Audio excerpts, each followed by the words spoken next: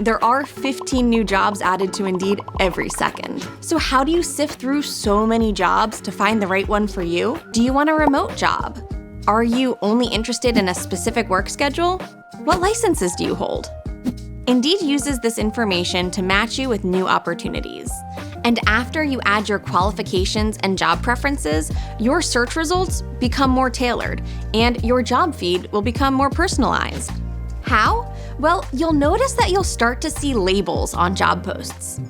If your preferences or qualifications match the job, you'll see a check mark. If they don't, you'll see a strike-through symbol. And if information is missing, you'll see a question mark. This makes it quick and easy to know which jobs to click and apply to. These indicators work for your minimum base pay preference too. So before you go through the application and interview process, you can see if a job salary meets your needs.